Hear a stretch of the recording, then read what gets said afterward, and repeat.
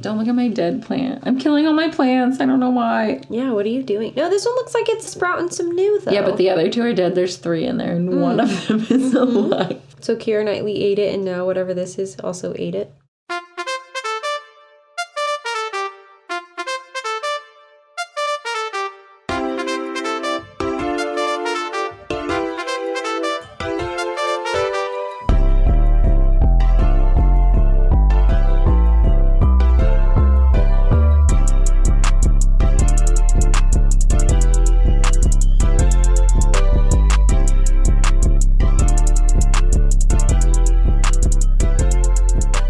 Tragical.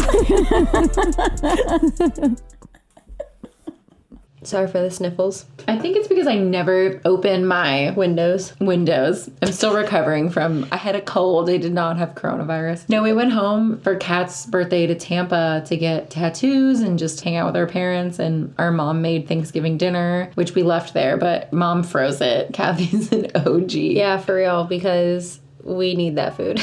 But our dad had a cold and he gave us both a cold. The first day I had a runny nose. And then the second day, I kind of just was coughing a little. And today, I feel great. I went to the gym. Yeah, no, my nose was... I just had so much snot coming out of my nose that I was constantly blowing it for 3 days. And today's the first day I can actually breathe out of my nose, which is nice. Yeah, mine was the opposite. Yeah, mine's a cement wall inside my face. Yeah. A brick wall. I just... You know when you keep blowing and you're like, how do I still have snot in my face after I just blew into 10 tissues? No, that because was I mine. always have the opposite. So weird. That's why I ate some spicy food yesterday. I had spicy food today for lunch. Did it help? Yeah, actually. I think that's why I can actually breathe now. I put so much sriracha. You saw me. I did. So much sriracha. Stressed me out. Oh my gosh. I burnt my mouth, but I could breathe last night. Yeah, while I went to bed. A vegan Chinese food pre-made bowl thingy. Oh. And it was like orange, quote unquote, beef. And it was quite spicy. I was eating slices of banana in between each bite because I was dying. Also, other people also thought that Piglet was naked. Our mother knew it was a sweater, but Dad thought it was... No, Mom thought Piglet was naked. Thought, and Dad Our friend knew. Mike, I literally called him and I was like, is Piglet naked? Mike thought Piglet was naked. Multiple people messaged us and were like, I didn't know Piglet was wearing clothes either. Piglet is in fact wearing a leotard. They're all naked, Cat, except for Pooh Bear has a shirt. I don't know how I knew. There was something that happened that I knew it was a occasionally shirt. He'll throw on a scarf. Like, yeah, the little scarf he wears, yeah. It's so controversial, I'm over it. So Piglet is wearing a sweater leotard. Wearing a... It's not a sweater. I don't care what you say. It's sweater material. Have you ever hugged Piglet? No. Okay, well, anyway, it's like fuzzy. This week, we're here to tell you why. A Christmas Carol. Are you not going to put the whole thing in there? Okay. Jim Carrey in Disney's A Christmas Carol is Tragical. Longest working title. You thought mine was long. It's the least tragical movie. Also, this movie was not liked. I don't understand why. It's I think maybe because it's spooky. It is a little spooky. No, like literally on IMDb, it had a 6.8 or something. It was offensive. What is its Rotten Tomatoes? I don't know. Look it up. Well, yeah, it's not great. It has a 52% on the tomato meter and then an audience score of 58%. That's offensive. It's so good. I do quite enjoy it. I'm upset. Okay, I really wonder if it's because it's a little scary. What does that have to do with anything? We should read reviews later and figure this out. Okay, we can, because I quite enjoy it. I don't understand what part of it they didn't like. It's just a good movie. Yeah, I don't know. Anyway, I have some fun facts since you brought me some fun facts. I'm so ready. So the first source I have is the Quincy Community Theater in Quincy, Illinois, and the article is by the beautiful Dan Conboy. Love that. So in this article, I pulled a couple of facts out. It only took 6 weeks for Charles Dickens to write A Christmas Carol. Okay. This is one of the most timeless pieces of written... Anything. I guess it was a stage play to start. But this is like one of... Everybody has seen A Christmas Carol in some form. 6 weeks. Okay. Like, what was I doing 6 weeks ago? Not writing A Christmas Carol? Yeah. That's cool. So he started writing it in October, and he finished it at the end of November. this masterpiece That's of amazing. a story. That is really cool.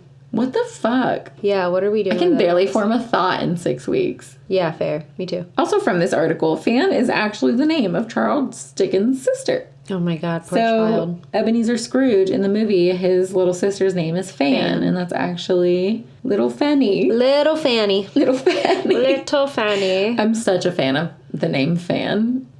I know you hate that I love weird names. Yeah, but you like old names. I do. Yeah. I would totally name my kid Fanny and she would just literally have to get over it. What about Ebenezer? Ebenezer, it just reminds me of Ebenezer Scrooge. Right, so I don't fair. think I'd go for it, but I do think it's a cool name. Yeah. It is a Ebenezer. pretty cool one, I think. It's pretty fun. Okay, next, IMDb, the famous movie website. Mm-hmm. They have a little trivia link under the films. Oh my gosh. First of all, I read them all, and Were you going to utilize that? holy crap. Yeah? There was some good stuff in there. We're going to post the links in the show notes, but oh my gosh. I literally pulled 2 of my favorite out of like A bajillion? 40 Nice. fun facts about this movie alone. These are some of my favorite ones. This is from IMDb, A Christmas Carol trivia. Ebenezer Scrooge's appearance in the film is identical to the marionette version of Scrooge in Robert Zemeckis' Zemeckis?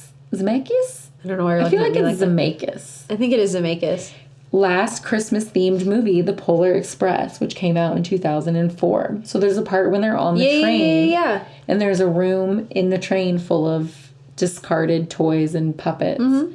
And the one of Scrooge Is Jim Carrey? is literally Ebenezer Scrooge from 2009's Disney's A Christmas Carol. I feel like I see that in my head. I feel like I can picture so that. crazy. That is really cool.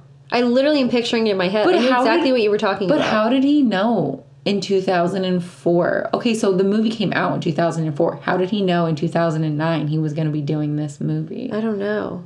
It's really weird. Maybe he'd been planning it for that long. Or He just- maybe the Scrooge in the train car, he melded his face with Jim Carrey's With Jim Carrey?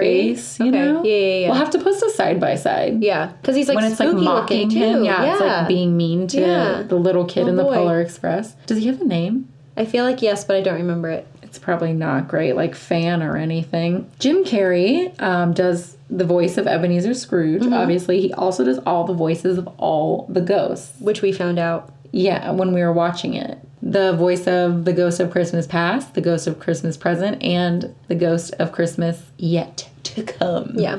Not the Ghost of Christmas Future. Do not call him that. It's offensive. That's something I'm pretty sure that's what I wrote in my notes. Okay, these are my last 2 facts, but they kind of correlate. Oh, wait, I have another one. This is the first Disney animated movie to release in IMAX 3D. Oh, that's cool. Isn't oh my that god, could you wild? imagine seeing this fucking movie in IMAX 3D with all the jump scares that are in it? I would poop my pants. This is a horror film. I literally wrote multiple times when I got scared. So, I goodbye, would good love night. to see this in IMAX. I'm No. so mad I never did. And you know I hate going to the movie theater, so the fact that I'm saying that is big money, baby. Goodbye. I hate that. The last 2 facts I have kind of correlate. So Jim Carrey's only project with Walt Disney Pictures is this movie, A Christmas Carol. Oh shit, yeah. But before this Disney film, Jim Carrey was given the option to voice Buzz Lightyear in Disney's Toy Story. He declined the role. We got Tim fucking And Allen we got instead. Tim stupid fucking Allen. Tim asshole to children Allen. If you guys don't know, Tim Allen hates children. No cap, despises children. he's such an asshole. Not in like Hates them. he's an asshole, not in a fun Ellen DeGeneres way. He's just a fucking asshole. He's awful. And it's also is he's- a Trump supporter. Yeah, well there's that. This is a political podcast. He hates children. Anytime he had to do anything for either the Santa Claus or for Toy Story that involved children, he was the absolute fucking worst. There are literally interviews of him with the kids from freaking Santa Claus, and it's awful. It is so awful. It's literally uncomfortable and painful to watch how fucking horrible he is to these kids. That's why when everyone's like, oh, the Santa Claus, I'm like, I can't even look at Tim Allen. I hate that Buzz Lightyear's voice is Tim Allen. I love the Santa Claus. Those movies are so, well, the first two are good. The third one is kind of iffy, but I also loved Home Improvement. That was one of my favorite shows. It just... That was so bad. I cannot recover. I did it once during trivia and I did it really well, but I think it's because my throat is fucked up from the snot. I'm gonna go with that. But probably were all just drunk and everyone was like, that was so That's good. Also very probably true. So good. But yeah, he's such a horrible person. I hate that Woody is literally America's father, Tom Hanks. Yeah. And then Buzz Lightyear is Tim Allen. Yikes. Yeah, it's not good. Anyway, those were my fun facts. I love those. Did you like them? I did. I very much enjoyed them. I love these fun facts. I'm so happy we started. Even though it's extra homework for me, I have another fun fact, but it's later on in my notes. Okay. And it also might just be me being stupid that I couldn't figure it out. When we get to it. Whatever it is, I'm excited. I'm pretty sure you will probably have the answer, and I'm so excited. I feel like under pressure now. And when I read it, I was like, my word, how did I not figure this out? Oh, no. Okay. It's just a blonde moment. Which doesn't happen often for you. I'm usually the dumb one. Yeah. So no, I was literally I hope I know it. Oh, I get it. But let's get in there. Let's get in there. You know how it starts? A dead Marley. Well, there's a book first, but yeah. I was excited about the book. I can't believe I didn't put a book in. Oh, I did. I put book. Do you know how this movie starts, Kat? A book. It's just like Snow White? Cinderella, Snow White, Sleeping Beauty, The Jungle Book, just like Chicken those. Little. Just like those. It's just like it. Ichabod and Mr. Toad. How come every movie we've watched starts with a book? We haven't watched Chicken Little yet, it's but a you did add recurring that theme. in there. We haven't watched Sleeping Beauty either, but I just know. We haven't watched Snow White either. I hope we never do, but... I love Snow White and Kat hates Snow White. I don't dislike the movie. I don't like her voice. I understand it was the time. It is just very hard for me to listen to. It very much hurts my ears, just like what about that don't you love? Well, when you do it, it's way worse. Oh, interesting. But even when she does it well, it's not good for me. I've been told when I get hearing tests done that I hear very high-pitched sounds a lot better than a lot of people, and I think that that's why maybe I don't like it, because I have really good hearing, too. Maybe that's a Van Lingen thing. Maybe it is. Like, you know when a TV is off, but, like, it's not all the way off, the screen is just black? I can hear that, and it's ear-piercing and painful for me. I hear people talking across the room sometimes. See, mine's not just like noises, mine is literally high-pitched sound. I can hear like dog whistles, which humans should be incapable of hearing. When I got my hearing test at Disney when I worked there, because if you work in attractions, you have to get a hearing test every year. So I went to go do my hearing test, and I got put into a tiny little glass box. Yep. And they put headphones on, and you get a little clicker, and you have to click every time you hear a noise. And then another guy came in, and they put him in his little box, so he was kind of administering 2 tests at the same time. I'm sitting there, and I'm clicking whenever I hear a noise, no problem. And then I'm starting to get like really anxious. Like I started to feel really, and I've never felt that way before, but I literally started to feel like I couldn't breathe. The guy who started his test after me left. He printed out his little results and handed them. I'm still sitting in this box with my clicker, and it's still playing noises in my ear. And then I started to just really freak out. I felt like I was having a panic attack, which I have had a panic attack before, but it felt like that. So I opened the door, and I was like, am I done? And he was like, oh, you have to start over. You opened the door. And I literally told him no. I was like, no, I'm done. Like, whatever information you have, that's what you have. Oh. And I literally have never, ever felt claustrophobic ever again. And I never felt claustrophobic before that. Weird. And it wasn't until like that other guy was there? Yeah, he started his test and finished his test while I was still sitting in that box just having a weird panic attack. So I thought maybe he forgot about me or something. Right. But also I was feeling really anxious. Isn't that so weird? That is really weird. I have never felt claustrophobic in my life. Yeah. Except for sitting in that weird box at Disney having my hearing test. That's so weird. When I was a cast member circa 2013. It was just like a weird faux pas. I have that all the time for no fucking reason, and I take medication for it, and I still have it. Next time you feel anxious, I'm gonna think of that box. Yeah. And try to rationalize When you your yell fears. at me for not being able to make phone calls. Kat can literally physically...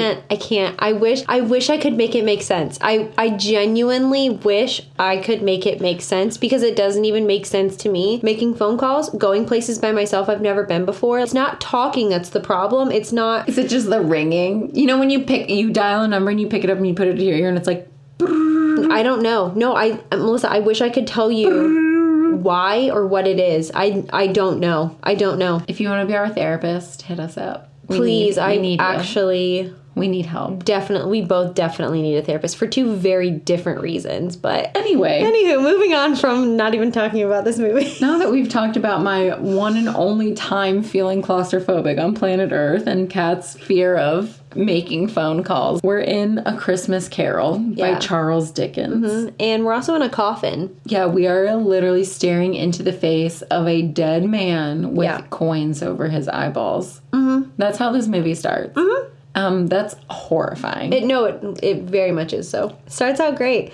So Marley is dead. Yes. Mr. Marley is dead. Scrooge is there with the coroner?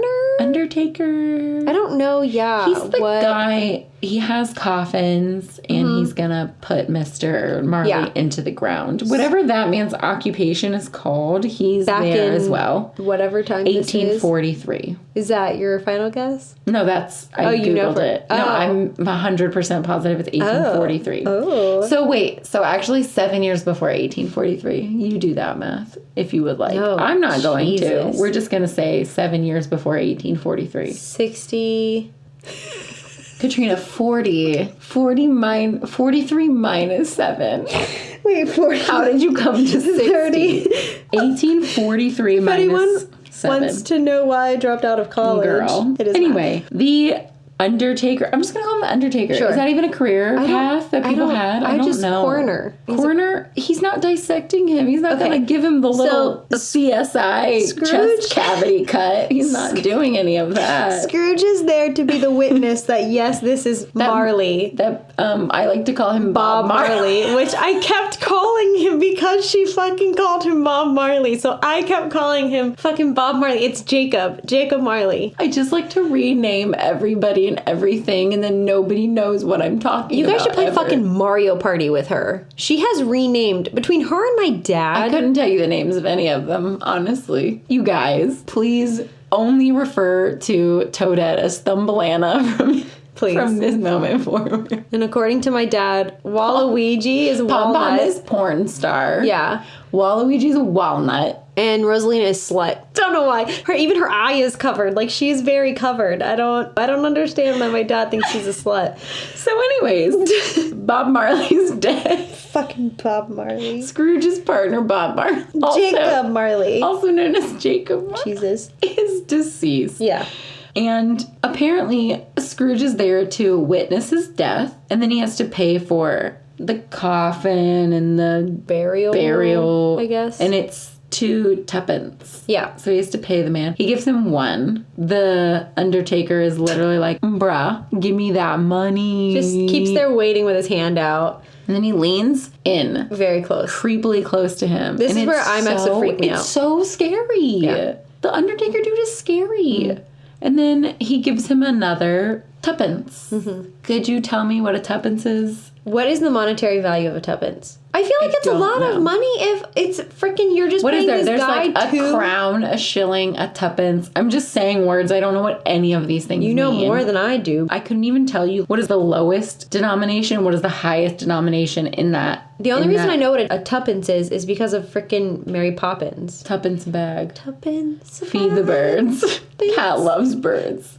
Cat wants to give all her tuppence to the birds. I fucking don't. If I had any tuppence, the last thing it would go to is birds. Anyway, so he gives the man more tuppence. Mm-hmm. The child who is I guess like the apprentice of the Undertaker. His nephew. I don't know. His acne is rough. What are they called? His ward. Sure. I don't know. I think apprentice is correct. There's a child present, and it's inappropriate. Yeah, and this is before child labor laws, for sure. And he's about to put the top of the coffin on Mr. Marley, and Scrooge stops him and is like, nope. And he takes the 2 coins off of Marley's eyes. Yeah. And then he says, tuppence is tuppence. Tuppence, baby. Yeah, and then he is walking back to his office. I'm sure they don't call it an office in 1843. Maybe they did. His establishment, his place of work. Yeah. And he walks by some carolers and he glares at them and they all start kind of muttering. They're like, they're like humming almost. He calls children playing in the snow, just having a good time, delinquents. That we're just building Scrooge's character here. Yeah, he's doing really great. So far he has taken money off a dead man's eyes, horrified some casual singers on the street, and called innocent children literally just building snowmen delinquents. Yeah. He seems like a great guy. He seems really nice, if you We ask love me. Scrooge. They show a scene in this that's, I don't think in any other Christmas Carol that I think I've watched, where they show a giant table and a feast being prepared for the mayor, and then children beg for food. Yeah, that's at very the window. interesting. I feel like I read in one of the things that that's from the original book, but that's only in this adaptation. But I could be wrong because I was reading through all those fun facts. Maybe it was in the IMDb fun facts. But I feel like that makes sense because it's kind of showing the whole point. There's literally destitutely poor people, and there is the mayor who has a 400-seat table banquet. Right, where he could literally feed their entire city. It is literally showing the gap, of the wealthy and the poor in London in this time. And then there are children playing hoop and stick. Which I love. That's a good time. I think I'm going to stick with The Sims. Okay, yeah, that's fair. I think that's fair. Okay, great. Yeah, me too, I think. And then the hoop and stick children see Scrooge and they get the fuck out of there. Yeah, they kind of yeet away. Because he's obviously a demon. And then he goes into his establishment, office. I don't know what to call it. I don't even know what business, honestly, that Scrooge is in. I could not tell you. He's like a debtor. He like holds people's mortgages. So he's the person who loans them the money for their mortgages. So he's kind of it's a loan office. He's basically a loan officer. Correct. He's So he's a loan officer, I would say. Great. It shows the sign of Scrooge and Marley. And then this part is so cool. This is also how the 1999 version shows the passage of 7 years. Really? That's cool. It shows the sign of Scrooge and Marley, and then the paint starts shows chipping. The paint start to peel away, and the M kind of falls. Crick. And then it's 7 years later. 7 years later.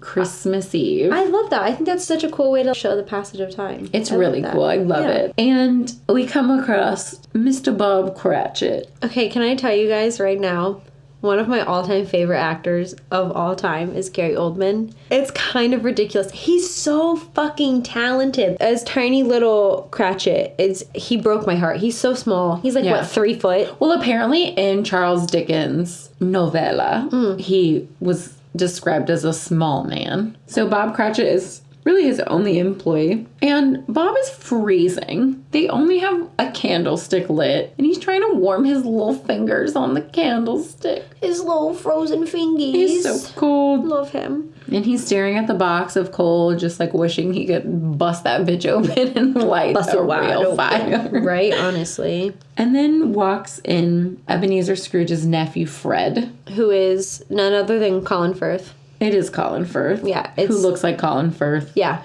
And it's just Colin Firth. I love Colin. He's a good guy. Bridget Jones's Diary. Oh my God, yes. What a fucking movie. I love that movie. I almost wish we could watch that and rate that on this podcast. Because why don't we? We'll do it for Patreon. Maybe we'll do it for Patreon because I watched that movie way too young. Way too young. Bridget Jones as a fat child. Really? Bridget Jones was an icon to me. She's such a fucking queen. Anyway, he comes in and he's yee-hawing about Merry Christmas and Happy New Year, and Scrooge calls it a humbug. Bah, humbug. The most famous line probably from A Christmas Carol is Scrooge saying bah humbug. For sure. Which means what to who? Nothing to anybody. It just means fuck it.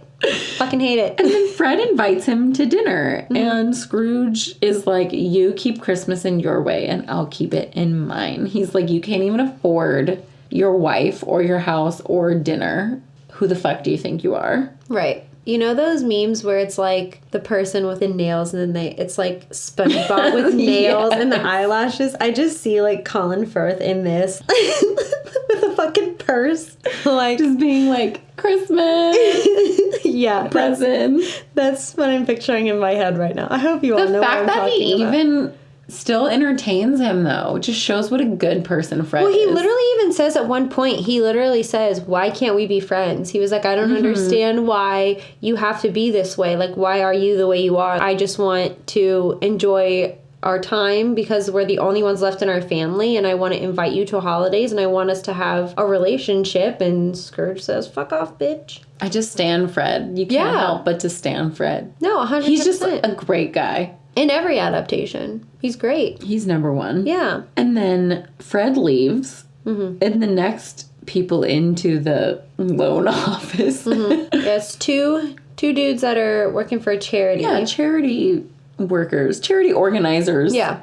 And they're like, so we're trying to get some money for people who are less fortunate around the holiday times. And we're trying to get some money and to help them be a little bit more fortunate. Would you like to make a donation? And Scrooge says, oh, it's prison and workhouses and it's all of that. Asylums, are those closed? And they're like, no, they're working well, they're fine. And then he's like, well, if they don't want to do that, then they shouldn't be poor. They should just go ahead and die and decrease the surplus population. And the charity organizers are essentially... They're shook. Dumbfounded. Yeah. What do you say to that, though? You know what I mean? What do you say to that? I don't know. It's really evil. I'm a fucking mean person, and that's evil. People cannot help their circumstances. No. Most of the time. Most of the time, yeah. Nobody on this earth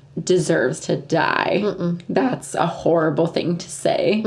It makes me really sad. Anyway, so the charity organizers leave, dumbfounded, as most of us would. Right. And Scrooge tells Bob, I guess you want Christmas Day off. You're just taking my money. You want a free day of pay, blah, blah, blah. Yeah. And Bob is just so small and so cute. He puts his little jacket on for him. Cat's pointing her fingers together, doing the TikTok thing where you point your two fingers together. He's so cute. He's so small. And then he's like, thank you, Mr. Scrooge. I'll be here extra early on the day after Christmas. You have a great evening. Goodbye. Good night. He puts on his little coat for him. And he fucking runs. He runs out the door. Yeah. That's me every day out of work. I'm like, goodbye. Honestly, same. So then Scrooge is on his way home, and he has a big, scary mansion, which I wouldn't call it a mansion, but it is a big house. I think for those times it's a mansion. And for somebody who's so concerned with penny pinching, it seems very tuppence pinching, question mark. Tuppence pinching. It seems very bizarre to me that he would have, he won't even let his employee burn coal at work, but you have a giant house and you have no friends, no children, nothing. Why do you have such a big house? He also... Do you think it's a status thing? I guess kind of, but I also, I don't know, because he doesn't even use half the rooms in it. Because they show it later, like, there's just boxes. He's so obsessed with money and status that he has to have this big house. Do you think that's it? I feel like that's really the only explanation, because otherwise, what is the point he gonna of having live in? it? Yeah, exactly. I think it's just a status symbol. Maybe, yeah. Because he does not need a house that big. No. He walks up to his giant ass house. And his knocker turns into a Bob Marley. Bob Marley's ghost. Spooky. Okay, let me tell you right now. This part scared the poop out of me. This is another jump scare for sure. I'm pretty sure I yelled. And let me tell you, my favorite movie genre is fucking horror. I literally love horror films. So this movie's great for you. So the fact that it spooked me really says something, because I don't get scared that easily. So Jacob Marley shows up as the door knocker. Mm-hmm. And then it's staring at Scrooge, and Scrooge is staring at Marley, and Marley's staring at Scrooge, and Scrooge is staring at Marley, and then Scrooge reaches out to Marley. And all his teeth fall out. And then it jumps at him. Yeah. And this is the first time Scrooge falls to the floor. Which Correct. is going to happen Quite a bit. 45 more times throughout this movie. Yeah. So anyway, He has 900 stairs in his house. my next note is... so he finally makes it up his stairs 43 days later. Like, he's already very slow because he's old. He's a very old man. I don't know what his If he's age old. is. I think he's just decrepit. You know when you're just nasty Yeah. and your body just turns nasty because you're nasty? Like, he's probably like 52, but... Maybe, yeah. And he literally walks very slow. And then the fact that he has, like, a 3-story house and his giant bedroom house. is on, like, the 3rd floor on the 45th floor. of his penthouse. He's got to take the stairs all the way up. I mean, there wasn't elevators. What other option did he have? So anyway, he's sitting in front of his fireplace in his room and he's eating like porridge. in a pot still. It's not even in a bowl. It's still in the pot. And he tells himself, He gives himself the willies. he gives himself the willies. He's freaking out about the door knocker thing still. So he's got a little bit of anxiety. I would call Yeah. that anxiety. I'm gonna start calling my anxiety my willies. Exactly. And then he's sitting there and the little bells, which were for what, like the help servant. or whatever. Yeah, they're like servant which he bells. clearly doesn't have because he's such a tuppence pincher. Right. One of them starts to shake ever so slightly. It like moves back and forth in a very creepy way. And then it starts to shake harder. And then all And harder. 4 of them start And going. then all 4 of them start shaking. Fucking weird. And Crazy. it's so scary. And then they stop. And then there's footsteps getting louder and louder, chains rattling. And like a And- dragging, like a heavy dragging noise. It's so fucking scary. This is a horror movie. Yeah, on this part especially is like really bad, I feel like. The doorknob starts shaking and then Mm-hmm. it stops.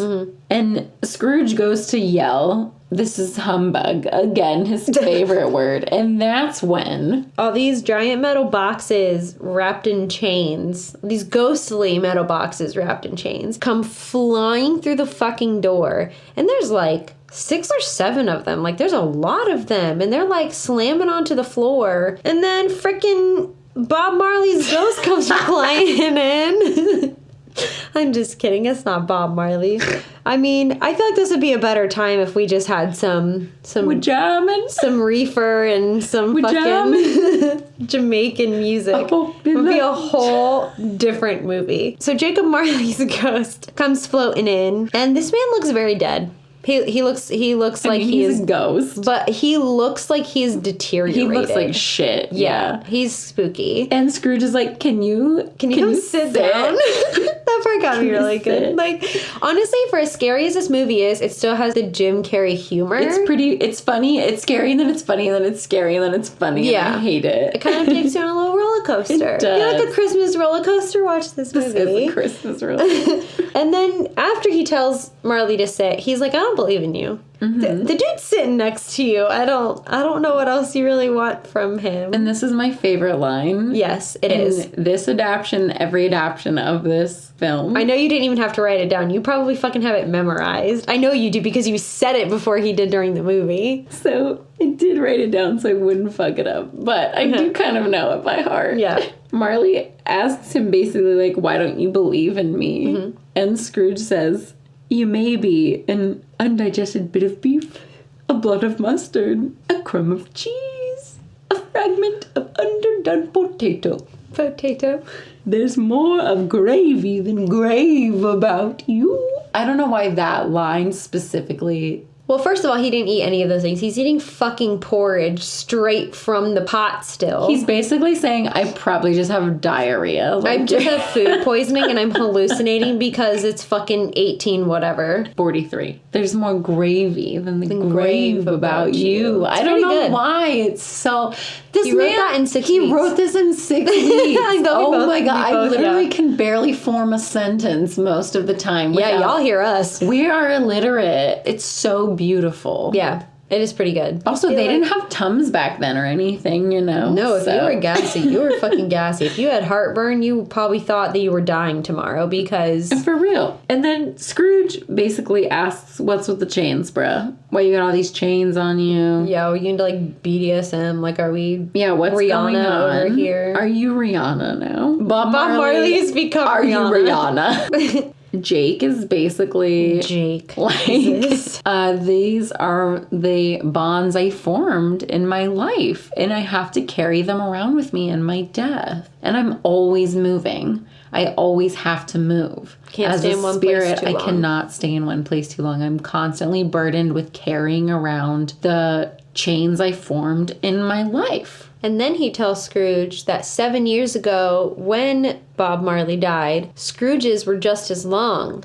as his were. So imagine 7 years later how much longer they are. Yeah, and he's Scrooge only is become fucked. Worse since Marley's death. So, a big yikes. And then Scrooge is like, but you were such a good businessman. And Jacob is like, that does not literally mean anything to anybody in the living world or the dead world. Which is very accurate. Amen, Bob Marley. I agree. And then this part really freaked me the fuck out. So, Marley has not really looked at Scrooge once. He's looking above him, next to him, over him, whatever. This time he gets in his face and his eyeballs look at him and focus on him one at a time. So his little left eyeball goes boop and his right eyeball goes boop. It's pretty scary. And it freaks me out. And then it just gets worse. His whole jaw breaks and he's trying to keep talking and he can't because his jaw is literally hanging on by like a singular tendon.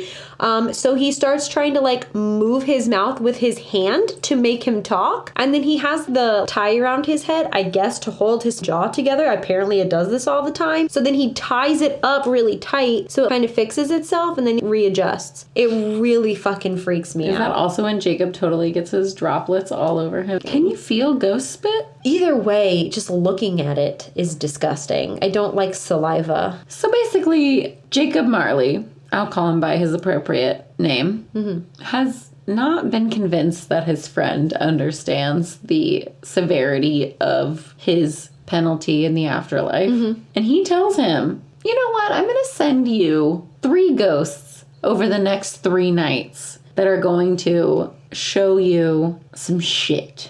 Verbatim what he tells him. Yeah, basically. And then he pieces the fuck out. He yeets himself from his window. Oh, he whip and nays his chains out the fucking window. Yeah. This part is pretty cool because I feel like it shows more than a lot of the other versions of this does. It shows a bunch of other ghosts that are also carrying chains, but it really solidifies how much shit Scrooge is in because all these other people have short chains with one metal box or maybe like 10 to 12 links worth of chains. Maybe just some shackles. Right. Marley was literally, I'm not even kidding, carrying probably 10 of these boxes with chains. And Scrooge is going to be even longer. So like him looking out the window and seeing just, there's like a guy in like a straight jacket. There's like a whole bunch of insane people, like murderers and stuff. There's like somebody walking around with a knife and he's got a chain with like 5 links on it and one metal box. So like he's saying your fucking life is shit and your afterlife is going to be even fucking worse. And so then one of the ghosts hears him kind of scream because he's freaking the fuck out. Who wouldn't? I mean, his bedroom window, he's looking out and the streets are full of ghosts. Dead people. Yeah. So he literally comes for Scrooge. Again, this is horrifying. And Scrooge jumps into bed like a wee baby. And hides. And then he's awoken by the ghost of Christmas past.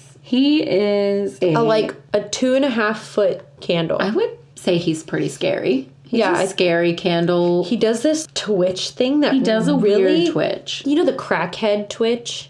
Where they just are can't you guys help it. From Tampa too? Do you know? Just drive down Nebraska Avenue in Tampa and you'll see it. The candle is doing it. Yeah. So anyway, the ghost of Christmas past basically is scary 2-foot floating candle. With like whisper talk. With a head on top that's on fire and it's whisper talking. And he gets like on the bed with Scrooge. Is gonna like have some rubbing all of sexy time before they go showing. It's not sexy. It's very uncomfortable. But anyway, he takes him to the past. And he takes him to his school where he went to school as a boy. Right. Where apparently his parents left him for the holidays all the time. Yeah. Incredibly awkward. He was the only person there. Kind of sucks. But one year, his sister Fan, or Fanny, I love the name, I'm here for it, comes to take him home for Christmas. And she is so fucking excited. Yeah, she says, Father's nicer now. He had a good day, and I asked him if I could bring you home for Christmas. So apparently their dad is awful. It sounds like Scrooge's dad is not great. And he especially hates Scrooge. He hates him. Yes, which is kind of weird to me because I'm assuming these are their only 2 children. And usually having an older son is good, especially like back then. You know what I mean? Like you wanted your eldest child to be a boy. He did not like him at all. And then the ghost reminds him, oh, didn't she have A son? a son before she passed away? Yeah, weird. And Scrooge is like, yes, my nephew Fred, my only living relative. And the creepy ghost of Christmas past, candle-headed freak, is like, tea, sis, tea. Remember that. And then next he takes him a little bit further on in his past. To his first job. Which was at Fezziwig's. I don't know what Mr. Fezziwig did really either. I'm going to be honest. I don't know if they ever really in the get into Muppets version, they owned a rubber chicken company, I'm pretty sure. So I'd like to think it's the same. Do you think it's exactly that in the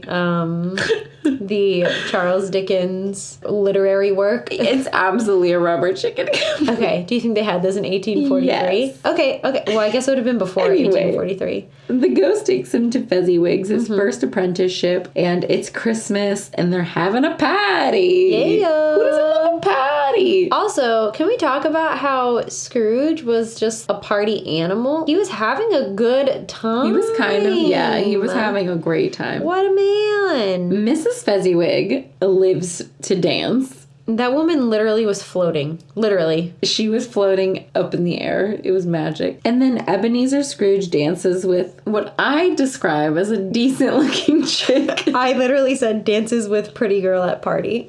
But I didn't mean pretty to me. I meant pretty in like he thinks she's Ebenezer pretty. Scrooge as a 19, we're gonna say he's like 19, right? Yeah, that's when he's like first apprentice. apprenticeship. Yeah. Not really a looker. I mean, Is not Jim Carrey, I'll say that. he literally Resembles Jim Carrey, but is not Jim Carrey. Okay. Agree with me. Sure. He's scrawny. He is really scrawny. He's a pointy chin. He's bad hairline. I'm just hearing Jim Carrey. He's dancing with a decent looking chick, which I think is Fezziwig's daughter. Is she? I don't know. No, because she says that her parents left her very poor when they died. So I think she was just at that party. But that's like 7 years later. The Fezziwigs could have croaked. I don't know. Anyway, irrelevant. She's just at this party. Okay. Did we ever hear her name in this one? I don't think so. Isn't it literally just like Mary or some shit? I don't know. Okay. So anyway, Ebenezer dances with said Decent pretty girl. decent pretty girl.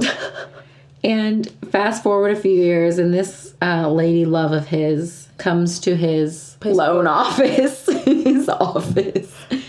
And she leaves him because he's more in love with his money than she is with him. And she's basically like, would you still be with me if You met me today for the first time. If you met me today for the first time? And he's kind of like, Yeah, he every doesn't time I ask say- a man a serious question, they can't fucking answer me. Yeah, so she gets upset because she asks him all these hard-hitting questions and he just doesn't answer. And No, then they're she's like, not hard-hitting. They should be very easy No, I questions. agree. To him, He they're just hard-hitting. cannot answer Right. them. And she's like, I don't have a dowry. If we were to get married, we'd both still be poor. Like, you're not going to get anything from my dead fucking parents. And you know what sis says? I'm ready to go. Ebenezer, I release you.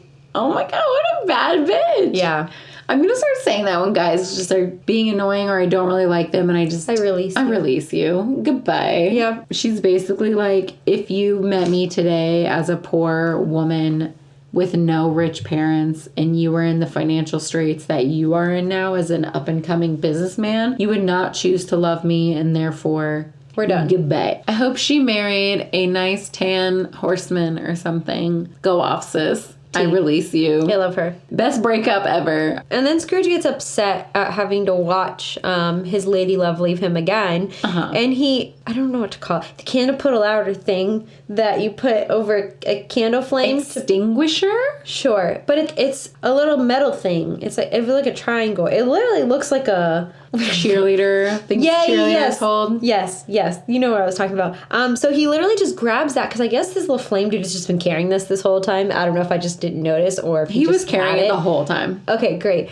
So he takes it from little candle dude's hands and shoves it onto his head and is trying to put him out and extinguish him. And it's horrifying. Absolutely horrifying. Then he shoots off like a rocket, bro. And he goes flying. He almost makes it to the moon, honestly. Yeah. And then he falls. Just lands in his room. To his bedroom floor, yeah. So the ghost of Christmas past had enough. So next up. I don't think he had enough. He was done. He was extinguished. He was done. Next up is the ghost of Christmas present, which Scary. is my favorite. Oh, you think he's scary? The laugh has got to go. He loves clocks. He loves to laugh. Loves food. He sits on a pile of food. It's basically me. I don't love clocks, but I can add it to my repertoire if I need to because I love the ghost of Christmas present. I literally wrote, dude won't stop laughing, it's spooky. He's a big, giant ginger with a hairy chest. That's your type. I'm literally so into him. And he kind of looks a little bit like Jim Carrey. So He's I think perfect. I think I found your type. Your exact type. So he's in a room in Ebenezer's house. Mm-hmm. It's filled with clocks and Ebenezer's furniture, and he's sitting on a pile of food. Yeah. And he says that he has 1,842 brothers. To be exact. Do you know what that means? Is that how many Christmases have passed? Because it's 1843. How did you see? It took me 3 minutes. Because if you hadn't have told me the year, it would have taken me a little bit longer, but I do know that it's his brothers. Because in the movie, he said, I have 1,842 brothers, and I was like, that's a lot of brothers. I didn't think anything of it. Yeah, because he says, I have 1,800 brothers. He says 1,842 to be exact. And he literally lives for that one night. Like, he only lives one night. So they all live for Christmas Eve. That's why I can't find my baby daddy. Christmas Eve. Because he only lives for one night. You gotta find him on Christmas Eve. Hairy-chested, ginger, food-loving, boisterous, laughing baby daddy only lives for one night. I'm sorry. This is a crime. It's illegal. Was that the other fun fact? That was the other fun fact that I was like, I read it and I was like, oh, it all makes sense now. No, I knew that. So I didn't know that, anyway, the subconscious. He's just laughing a lot. There's a lot of laughing. It's a little spooky. And then at one point, he just throws down a tassel of his robe and he's like, touch my robe. Touch me. Touch my shit. Hold on to my shit. Yeah, bro. And then the fucking floor just disappears. The floor turns clear. Yeah. But all the furniture is still sitting on it. Mm-hmm. And they start to travel through time. Yeah, he's holding, like, what is the thing they use in the Olympics?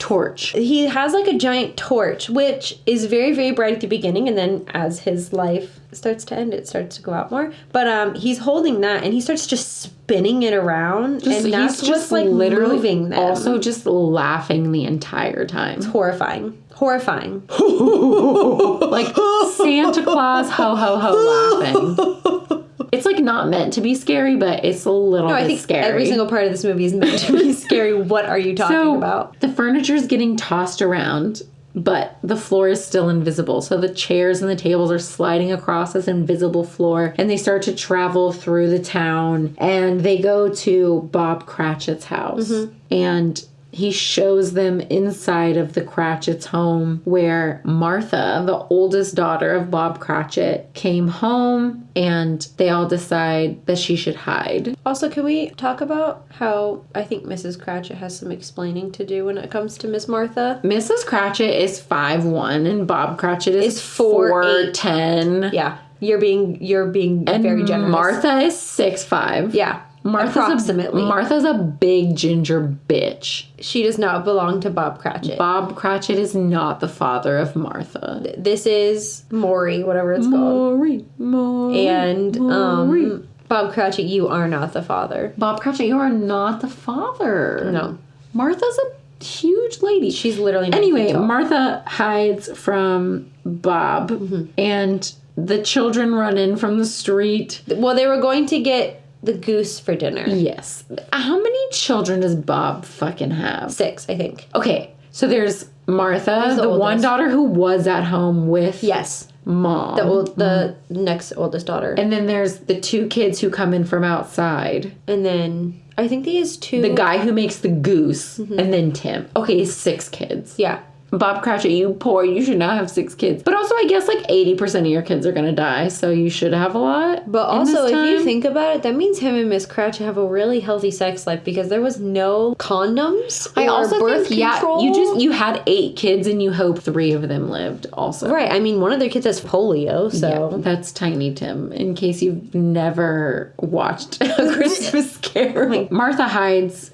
Bob Cratchit comes in and they're like, oh, Martha couldn't make it to Christmas dinner. Sorry. But then she jumps out and she's like, I couldn't stand it. You were like so sad. LOL. If tiny 5-foot frickin' Gary Oldman was sad, I wouldn't be able to stand it either. So. I mean, it was pretty sad. To be and fair. then the other older brother comes in with a goose, not a turkey. And Martha's like, gee, wish we had a fucking turkey. Too bad we have 6 kids and we're Bitch, broke as fuck. Are you kidding me? Be Right. fucking grateful. They're homeless people. Remember those kids at the beginning who were begging for food? Bitch, that could be you. You have a whole ass goose and some pudding Right. and stuff. You guys are fine. Chill out. And then Miss Cratchit refuses to toast the feast to Mr. Scrooge, but she Right. will toast to his health for Bob's job's sake. So we can have a stupid goose. Also, the spirit says that Tiny Tim won't last much longer. And that upsets Scrooge a little bit because he's like, oh, he's such a good kid. He wanted the people at church to see him because he wanted them to see a cripple. Right. To like show them, hey, life could be worse. We're all together and it's Christmas. So yeah, the spirit says that if things go unchanged in the Cratchit's life, that there's an empty chair with a crutch next to it with no owner. And the ghost of Christmas present says, well, if he is going to die, he better do it quickly. And decrease the surplus population. Eat your words, Ebenezer.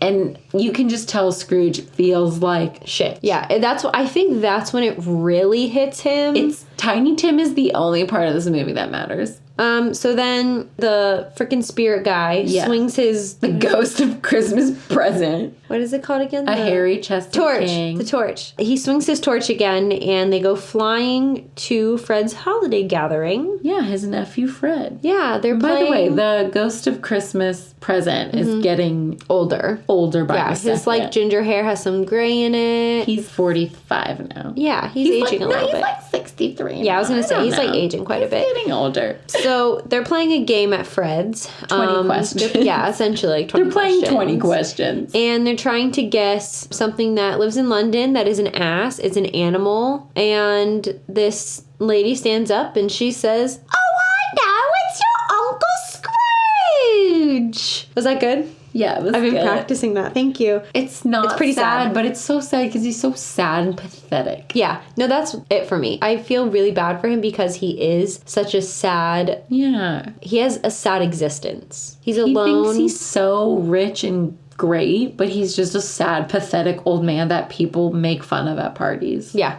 and the spirit is still aging. He's getting older Rapidly. and older. Like, rapidly now. And then the next spot they visit is the inside of a clock tower. And there's a creepy-ass hand that's just under the spirit's I put a robes. dirty ass hand. I feel creepy ass. Glad we're on the same page here. It's like under the spirit's robe, and he's like, "What is that under your robe there? What does he call it? A claw?" Yeah. And he's like, "It is a claw." And then he rips open his freaking robe. Bare chested. Yeah, and love him. There's 2 children. They're very dirty, and there's a boy and a girl. The boy is ignorance, and the girl is want. And then the spirit says that his life is very short, and it runs out at the last stroke of midnight. And that's when the giant clock tower starts ringing its bell to ring to midnight. And the ghost of Christmas present begins to do what he loves to do. Mm-hmm. Which is laugh hysterically. While he's literally deteriorating before their eyes. He turns into a skeleton. And literally withers away. It's horrifying. His ashes go away.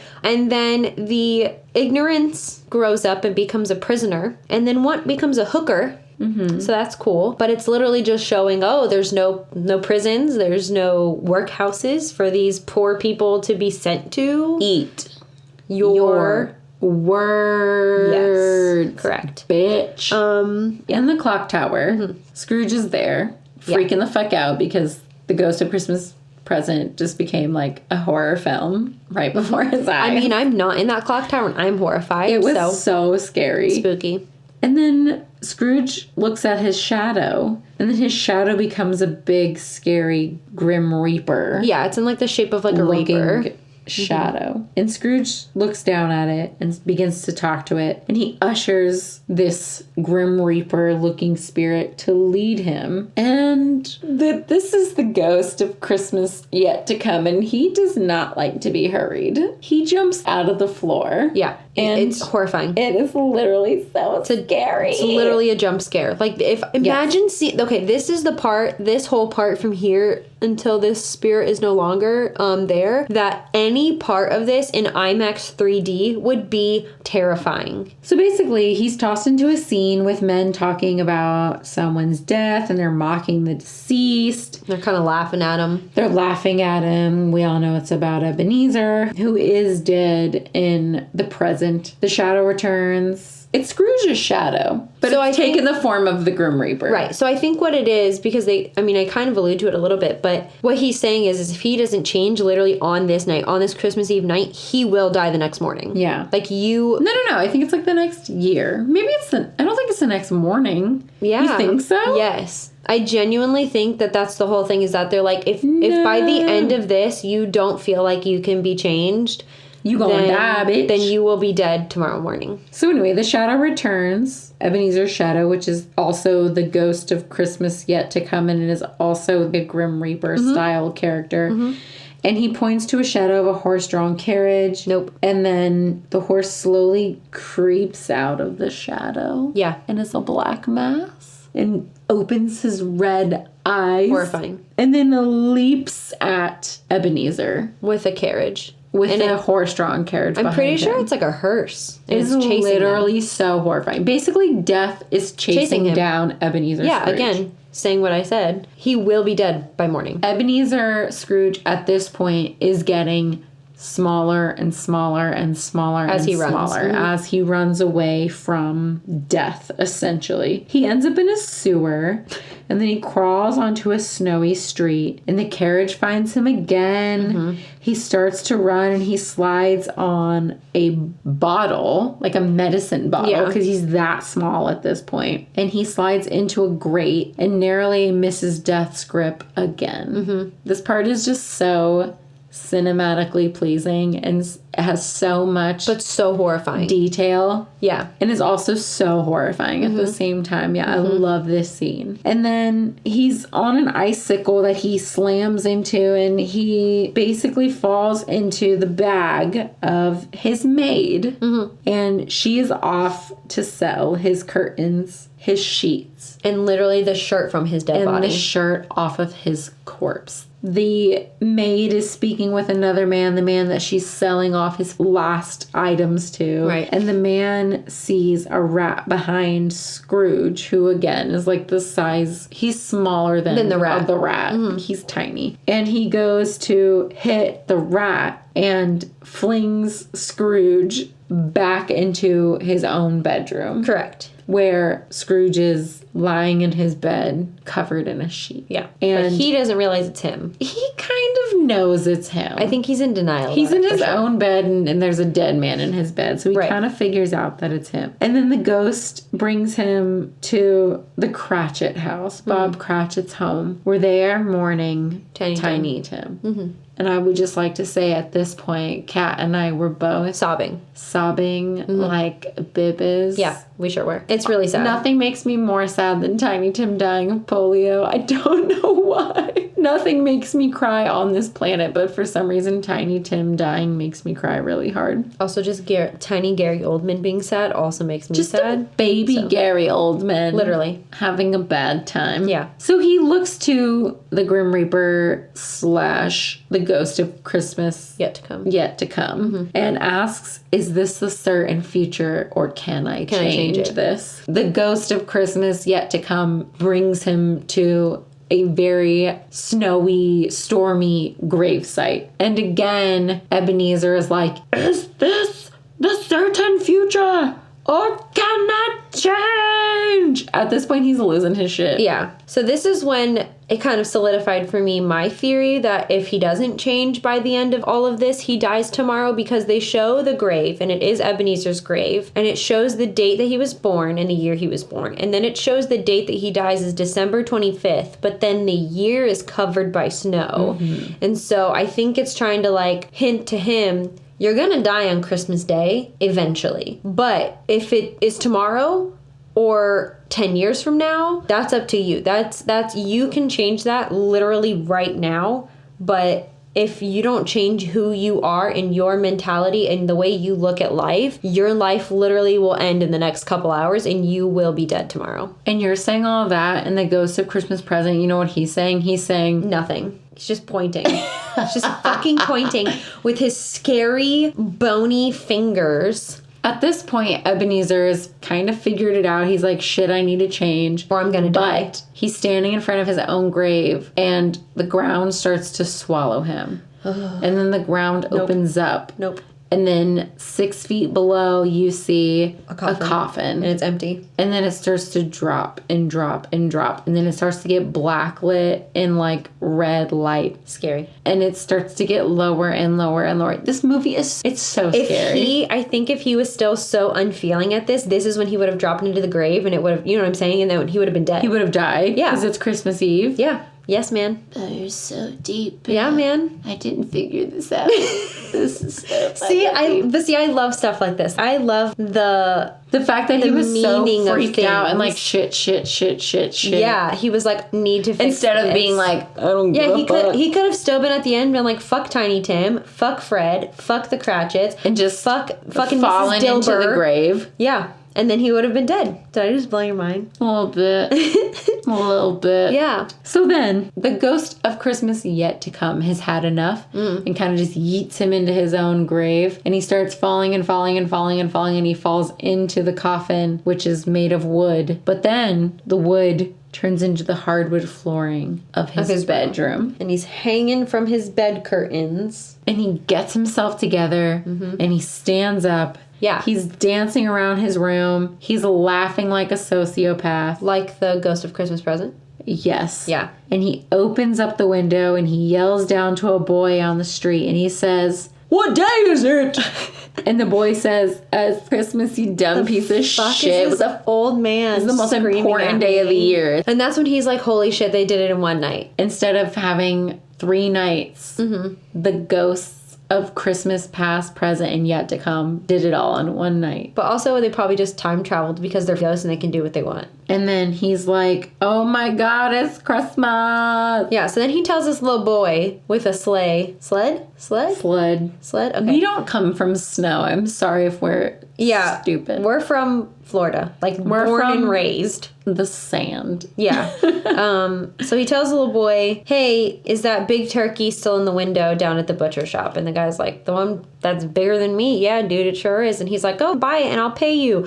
Also, I guess this is where I was confused because what is this child buying this turkey with? Like, he just goes to the butcher and is like, Ebenezer Scrooge 3 feet down the road wants to buy this big ass turkey. And the butcher would probably laugh at him because the butcher's probably like, Scrooge has never bought a turkey for me before. I mean, he brings the turkey. He does. He sends the little boy, who he gives like 20 shillings to or whatever it is. I don't know. And the butcher to the Cratchits. Bob Cratchit to bring them the turkey. And he goes downstairs. He's still in his jammies, by the way. Yeah. So this is really weird. It's 20 degrees outside and he's in his jammies. And Mrs. Dilber, his maid, who in the premonition of the future stole his shit. Literally steals the off his dead shirt body. off his dead body. He's like, "Oh my God, Mrs. Dilber, what's up? Merry Christmas!" She literally says he's lost his mind. He's gone crazy. And she runs screaming. Best choice she's made that day. I don't know what else she did that day, but I would say that that's pretty accurate. Probably stolen something else from his house, I would bet. I hope he starts paying her more. Then Scrooge goes outside, and he's literally walking around town in his house coat and slippers, which, all right. He's like holding on to the back of a carriage and like sliding in the snow and like playing with children and shit. So he runs into the charity man, and he's charity like, organizer. whatever, charity man. And he's like, yo, you know what? I really hope that you met your goal yesterday. But either way, and then he whispers in his ear, I'm going to assume some ungodly amount of money. 10 tuppence. Oh my God, amazing. I have no idea. Yeah, I'm assuming it's a large sum of money. And the guy's face is literally like, you're the best. Thanks, my dude. And this is the part of the movie that made me sob. I don't know why. With the carolers? But he walks by the carolers again, and they start to murmur, and then they kind of cut off as he walks by. And he finishes their verse. And then like, throws some money in their little He hat. goes into, like, he full body finishes that song from his toes. And they're like, oh, thank you. They don't really know how to act. They don't finish their song, though, and they fucking run off with that money. Because they're like, if this man's going to come back and take it back, I'm going to be out of here. It's my favorite part of the whole movie. Yeah. And then he heads to his nephew. Yeah. So fast forwards, I'm assuming, to later that evening. Because he's no longer in his house coat and slippers. Mm-hmm. And he goes to Fred's party after all. And they're about to actually say that Scrooge is the ass in London or whatever it is. And he walks in and everyone greets him with like open arms. And they're like, oh my God, so happy you're here. Like, Fred honestly. and Fred's friends are the realest people. I wish they were my friends. I know. They're the best. They're so cute. So then it goes to the next day and they're in the loan office and whatever it is. We've decided it's the loan office. Yeah. And Scrooge is sitting there. He's got his little pocket watch and he's counting down the time and he's like, oh, he's 16 minutes late. And he's playing a trick on him. 16 minutes late. So Bob comes running in and Scrooge is pretending like he's really angry. And then he's like, you know what I'm going to do because you're late? I'm going to give you a fucking raise. Verbatim. And yeah, that's a direct quote both from the book and the movie. And Cratchit literally does not know what is happening. He doesn't know what to do. He just is staring at him. And Scrooge is like, Merry Christmas. I'm going to help you and your family. You're going to get a raise. I'm also just going to help your family because I'm feeling nice. And also, I'm going to send you out to buy more coal so I'm not freezing in this fucking drafty ass building. And sends Cratchit outside with a handful of tuppence. And then Bob finishes out the movie. He's like... Scrooge is the tits. Yeah, him and Tiny Tim become BFFs. Timmy doesn't die. No. I'm assuming he gets, like, good medical care. Is the most... When did the cure for polio, like, become a thing? Did he mean the vaccine that people... yeah. Okay, it's called a vaccine. Yes. They might give you erectile dysfunction. But other than that... Which I'm not worried about. They have pills for that. But yeah, so then the end. Scrooge holds Christmas harder than any other motherfucker on this planet. The end. I don't even know where to put this because it is a Christmas movie. So I feel like it's kind of in... It's like own category. Okay, go. So I gave it an 8 out of 10. It is one of my favorites. The way I'm looking at it is I would rather watch Cinderella. So I put it under Cinderella. Okay. But it is 110% over Pooh's Adventure Search for Christopher Robin. So it is currently on my number 17. It is a very good movie, though. With looking at it as a Christmas movie, I would give it a 10 out of 10, and it would be very high ranking for me. I love Christmas. It's my favorite holiday. I love Halloween, but I'm sorry. Christmas tops Halloween for me. I love the feeling it gives me. I love A Christmas Carol. I love Jim Carrey. I love this version of this movie because it is both magical and scary horrifying at the same time, which is like something I really, really love. I am going to give it a 9 out of 10 because I love it so much. It's obviously not one of my favorite movies. Right. But it is a good one. Very good freaking movie to me. I'm going to put it at number 5. I'm going to put it above Monsters, Inc. and right below Princess and the Frog. I love this movie so much. I love that for you. Tiny Tim.